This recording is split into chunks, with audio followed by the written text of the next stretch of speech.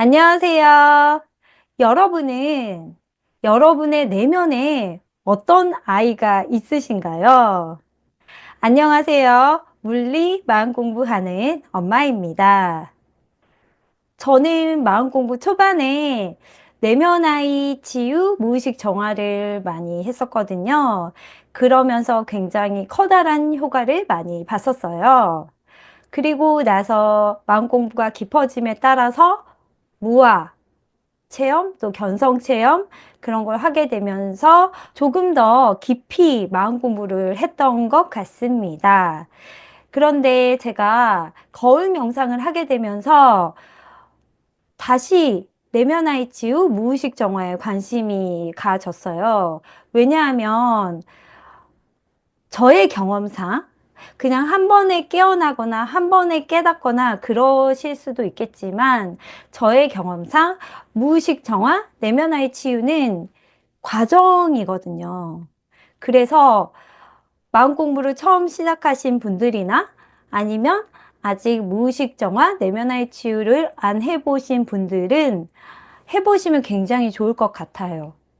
그래서 제가 저번 주랑 저저번 주 내면 아이에 대해서 굉장히 많이 공부를 했어요. 그래서 여러분에게 내면 아이를 파악할 수 있는 설문지를 보여드리려고 해요. 그래서 여러분이 한번 그 설문지를 작성해 보시고 나의 내면에는 어떤 것들이 있는지 또 어떤 것들이 아직 남아 있는지 살펴보시면 좋을 것 같습니다. 그럼 한번 봐보도록 하겠습니다. 내면 아이를 알기 위한 연습이에요. 그래서 화가 날 때 알아차림 해보기. 화가 날 때 그때의 날짜, 그 다음에 그때 화가 났을 상황, 그다음 그때 나의 행동, 또 그때의 생각, 또 결과적으로 그 상황은 어떻게 마무리되었는지, 또 내가 진정 바라는 것은 무엇이었는지 쭉 써보면 뭔가 정리가 되거든요. 그래서 이렇게 한번 정리해 보시면 좋을 것 같고, 두 번째는 어린 시절 상처받았던 말이나 행동, 태도, 그러니까 어떤 누군가의 말이나 행동, 태도겠죠. 그것을 기억나는 대로 써보세요. 라는 부분이에요.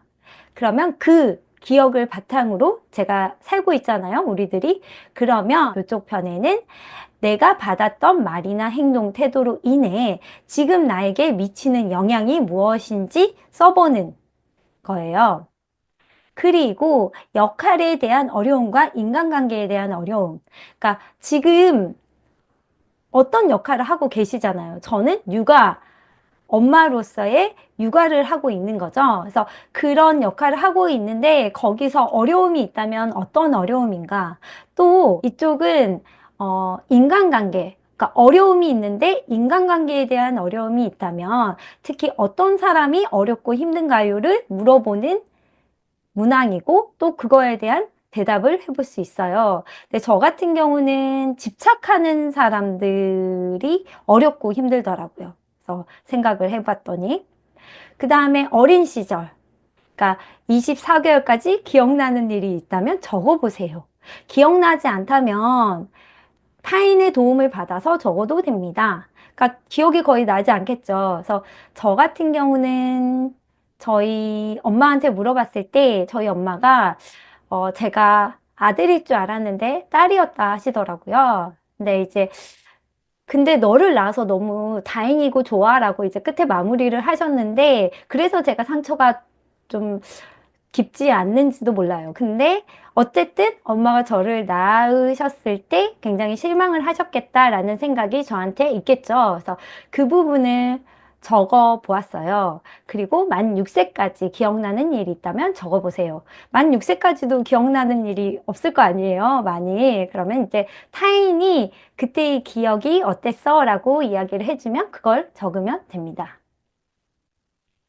그 다음에 어린 시절 중에 초등, 고등학교 다녔을 때의 그 내가 기억나는 어떤 상황과 그때의 감정을 적어보면 좋겠죠.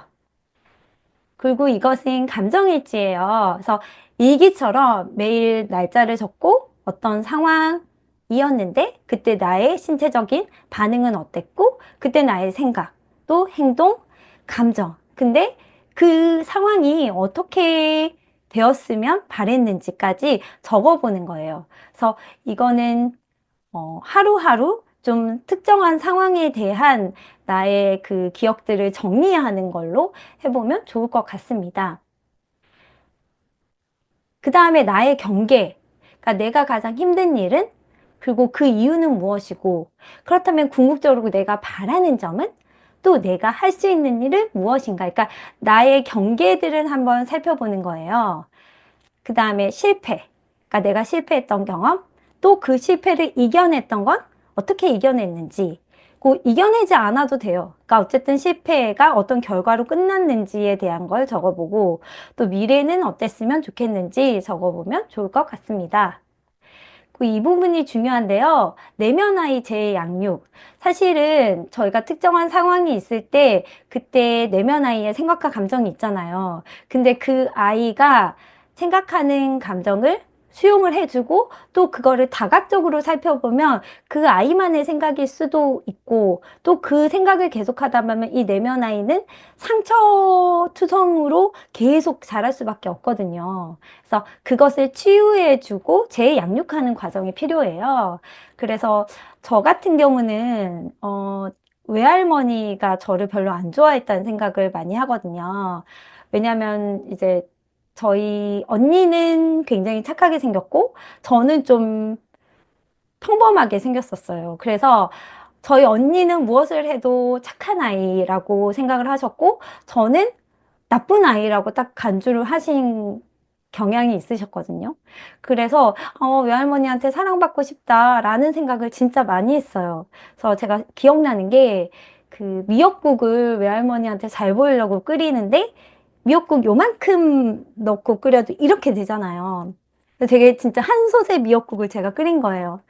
그랬더니 외할머니께서 저희 엄마한테 얘가 미역국 이렇게 많이 끓였다고 계속 말씀을 하시더라고요. 그래서 아니 저는 잘 보이려고 이렇게 한 건데 좀 너무하시다 막 이런 생각을 했던 기억이 있거든요.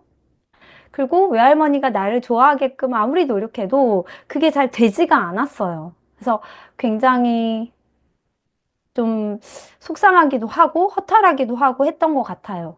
그래서 그때의 기억이 떠오르더라고요. 그리고 그런 사건들을 저희 언니한테 얘기하면 저희 언니는 기억도 하지 못하고 외할머니도 기억하지 못하시겠죠, 당연히. 그러니까 저는 상처를 받았다고 생각하지만 굉장히 소소한 걸로 다른 사람은 기억하지 못하는 거죠. 근데 이 설문을 통해서 꺼내서 생각해 볼 수 있어요. 그래서 저의 내면 아이는 그때 그 미역국을 끓였던 상황에 굉장히 속상했고 상처를 받았겠죠. 그러면 그 아이를 포용해주고 이해해주면 되죠. 지금의 제가. 그럴 수 있죠, 당연히. 근데 다각적으로 생각을 해봤을 때 사실은 외할머니가 나를 진짜로 싫어했는지 싫어하지 않았는지도 알 수가 없고 또 저희 외할머니가 싫어할 수 있는 이유가 있었거든요. 왜냐면 저희 언니는 엄마의 말씀에 굉장히 순종적이었지만 저 같은 경우는 그렇지 않았거든요. 그러니까 딸이 키우는 아이들을 봤을 때 좀 순한 아이가 좋지 좀 순하지 않은 아이는 싫을 거 아니에요. 그래서 싫어하셨을 수도 있을 것 같아요. 그분의 입장에서 봤을 때. 그래서 업데이트한 생각과 감정은 사실은 싫어했을지, 싫어하지 않았을지는 중요하지 않고, 어쨌든 내면의 너 자체는 굉장히 소중한 존재야. 그리고 만약에 외할머니를 객관적으로 봤을 때 외할머니도 나를 싫어할 수도 있었을 것 같기도 해 라고 생각을 하면 되죠. 그래서 그런 식으로 저는 다각적으로 생각해서 정리를 해 보았어요. 그래서 여러분도 한번 내면 아이 재양육까지 해보시면 좋을 것 같아요.